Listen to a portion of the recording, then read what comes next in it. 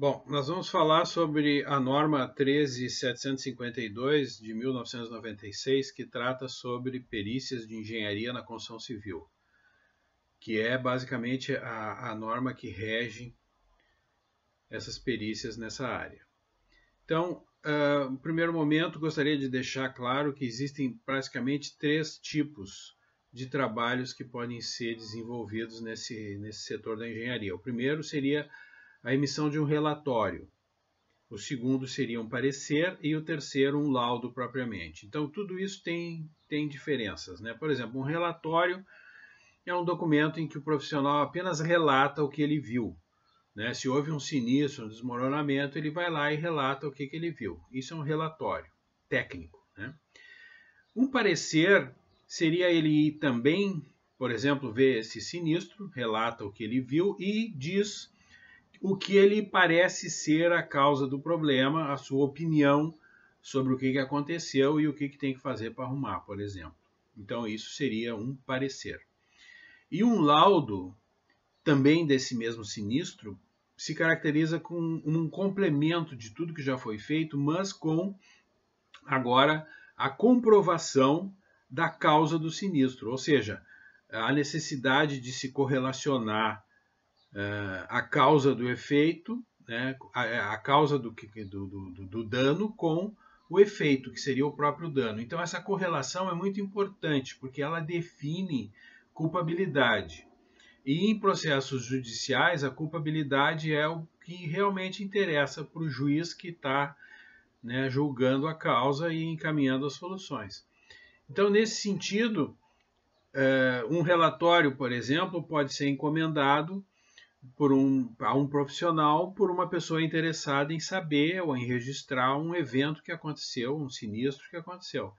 Agora, quando se trata de uma perícia judicial, onde a demanda é feita pelo próprio juiz, né, e o perito vai apresentar o resultado do trabalho, ele faz uma vistoria do local e depois, na sequência, ele apresenta o seu laudo pericial. E o laudo, como o nome já diz, ele é um documento que deve ser completo, ele deve abranger todas as hipóteses, verificar todas as circunstâncias que envolvem o evento, né?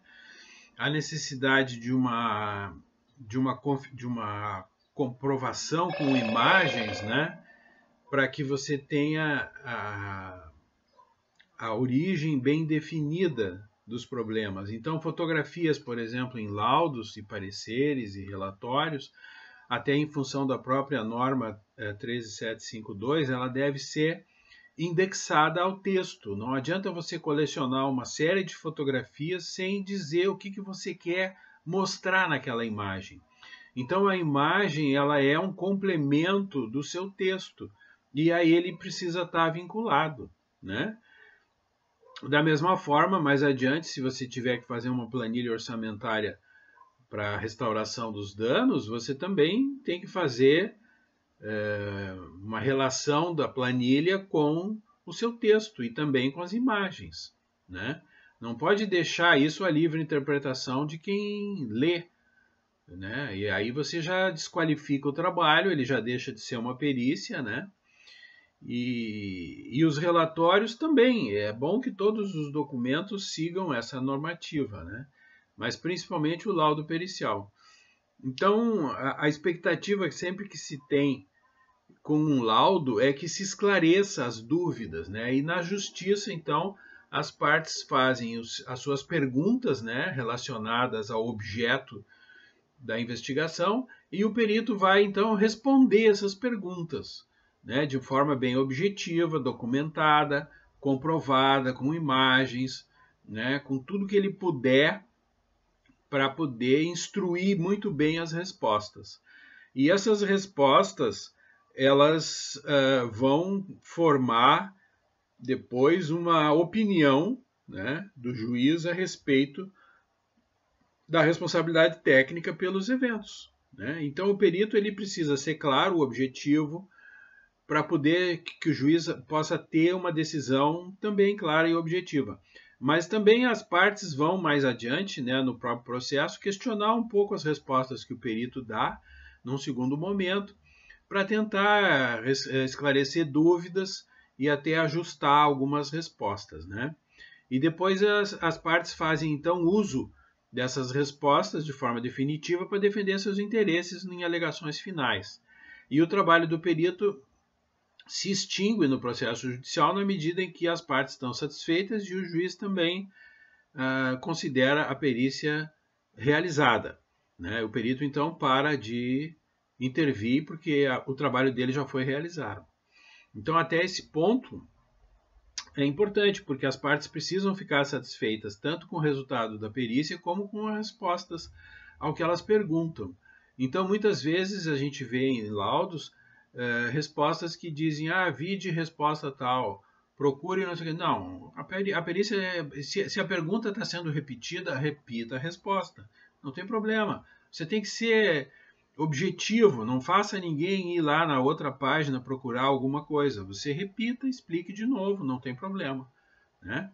O importante é que as partes se satisfaçam tecnicamente, né, com as respostas dadas, porque isso deslinda a questão técnica, né?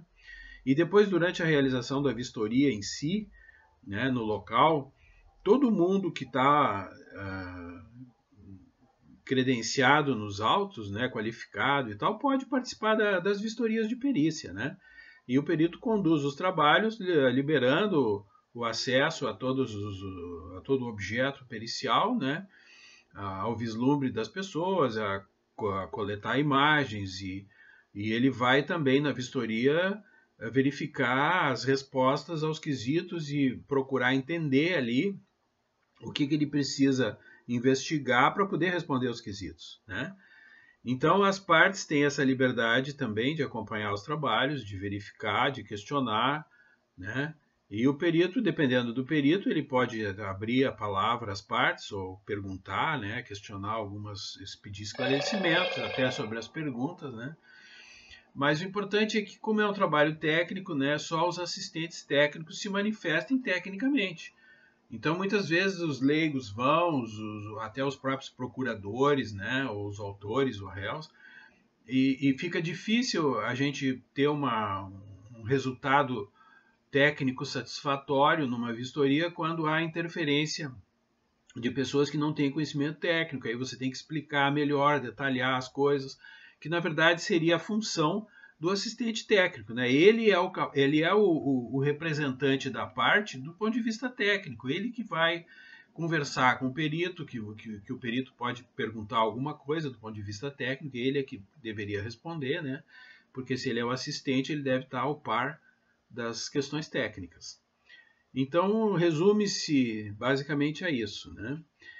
E em casos diferentes, como relatórios que não são judiciais ou pareceres que não são judiciais, onde não há um grande compromisso entre vincular a causa com o efeito dos danos existentes, mesmo assim, o profissional deve se preocupar em apresentar uma correlação satisfatória, né? Ou apresentar as hipóteses, que se for o caso, e indicando estudos complementares para que se possa chegar numa conclusão mais definitiva. Mas o importante é esclarecer para vocês o que se espera como resultado de uma perícia, né? Se espera esclarecer tecnicamente as dúvidas que as partes levantam.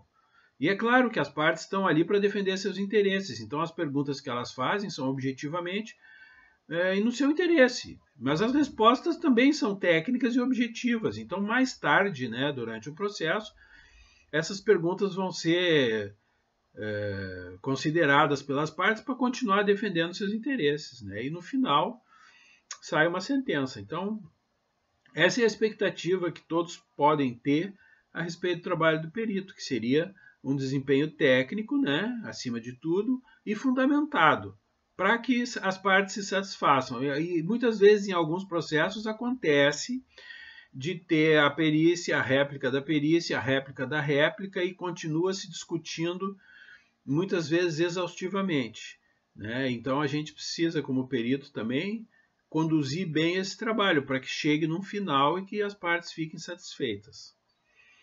Ok? Muito obrigado.